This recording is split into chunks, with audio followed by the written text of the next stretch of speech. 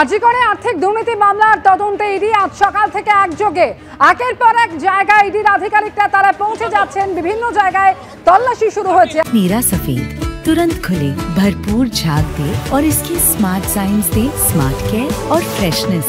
मेरी चॉइस मेरा सफेद।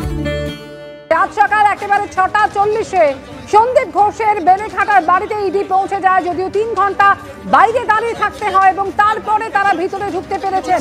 সেখানে একদিকে ইডির তল্লাশি যেমন চলছে, একই সঙ্গে সুভাষ গ্রাম সেখানেও আজকে পৌঁছে যায় ইডির অপর একটি দল। ইতিমধ্যেই সন্দীপ ঘোষ ঘনিষ্ঠ প্রসূন চট্টোপাধ্যায় তাকে আটক করা হয়েছে। একযোগে একাধিক জায়গায় আজ সকাল থেকে ইডির তল্লাশি। সন্দীপ ঘোষের বাড়িতে আজ সকালে পৌঁছে যায় ইডি। অন্যদিকে বিপ্লব সিংহ তার বাড়িতেও আজকে ইডি অভিযান চালায়।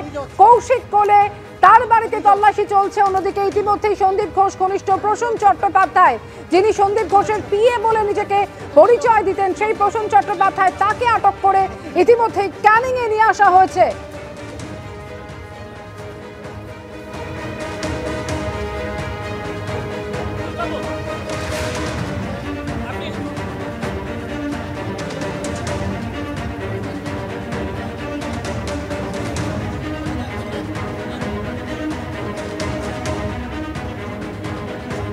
আর ইতিমধ্যে ক্যানিং এ সন্দীপ ঘোষের সাম্রাজ্যের হদিশ পাওয়া গিয়েছে। ক্যানিং এর মধ্য নারায়ণপুর গ্রামে সন্দীপ ঘোষের বাংলোর খোঁজ, আর সেই বাড়ির নাম সঙ্গীতা সন্দীপ ভিলা। আজকে সেখানেই পৌঁছে গিয়েছেন ইডির আধিকারিকরা। প্রায় 2 বিঘা জমির উপর সন্দীপ ঘোষের এই বাংলো তৈরি হচ্ছে। সেখানে ইডির দল আজকে পৌঁছে গিয়েছে, সেখানেও চলছে তল্লাশি। পুরুষোত্তম পণ্ডিত প্রতিনিধি সরাসরি রয়েছেন এই মুহূর্তে আমাদের সঙ্গে। পুরুষোত্তম, ক্যানিং এ সন্দীপ ঘোষের এই যে আলিশান বাংলোর খোঁজ পাওয়া গিয়েছে, সেখানে আজকে ইডির আধিকারিকরা ইতিমধ্যে পৌঁছে গিয়েছেন, তল্লাশি চলছে সেখানে। কি অবস্থা এই মুহূর্তে পুরুষোত্তম?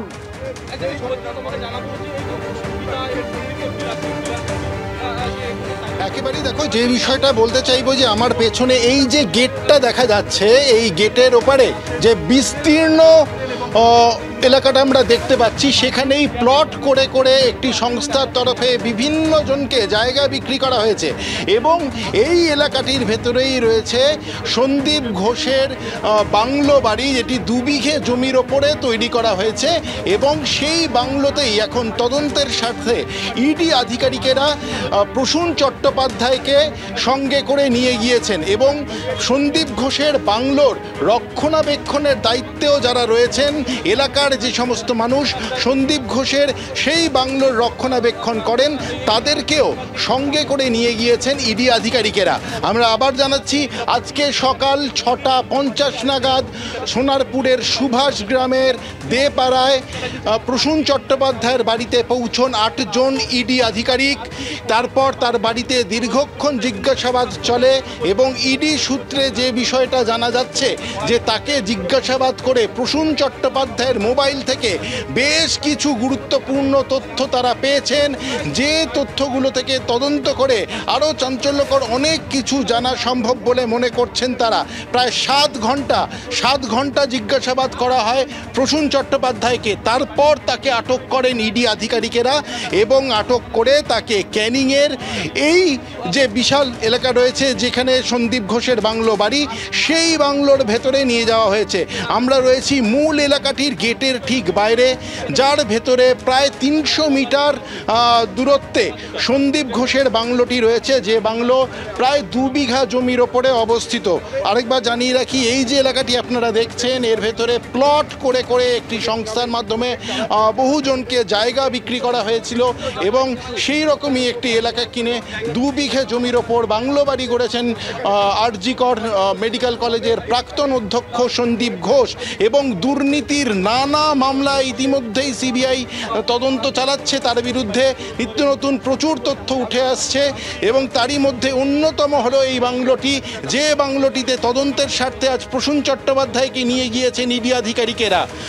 সেই প্রসূন চট্টোপাধ্যায়, যিনি নিজেকে সন্দীপ ঘোষের পিএ বলে পরিচয় দিতেন, দীর্ঘদিন সন্দীপ ঘোষের অত্যন্ত ঘনিষ্ঠ হিসেবে কাজ করেছেন, এনআরএস হাসপাতালের কর্মী, এবং যাকে বেশিরভাগ সময়ই দেখা যেত আরজি কর মেডিকেল কলেজে। সেই প্রসূন চট্টোপাধ্যায়, যাকে আজকে বাড়িতে আটক করেছেন ইডি আধিকারিকেরা প্রায় 7 ঘন্টা জিজ্ঞাসাবাদের পর। তারপর তাকে তার সুভাষগ্রামের বাড়ি থেকে এইখানে সন্দীপ ঘোষের যে বাংলো বাড়ি রয়েছে সেখানে নিয়ে আসা হয়েছে। 2:40 নাগাদ এখানে পৌঁছন ইডি আধিকারিকেরা। আরেকটা বিষয় জানিয়ে রাখি, যখন প্রসূন চট্টোপাধ্যায়কে আটক করে তাকে বাড়ি থেকে বার করে রীতিমতন কর্ডন করে নিয়ে আসছিলেন কেন্দ্রীয় বাহিনীর জওয়ানেরা, সেই সময় পার্শ্ববর্তী তার এলাকার বহু মহিলা উই ওয়ান্ট জাস্টিস বলে স্লোগান দিতে থাকেন। প্রসূন চট্টোপাধ্যায়ের কাছ থেকে আমরা জানারও চেষ্টা করেছিলাম যে কী ধরনের প্রশ্নের মুখোমুখি হতে হয়েছে তাকে গ্রেফতার করা হয়েছে কিনা। সেই সময় তিনি বলেন যে না, তাকে গ্রেফতার করা হয়নি।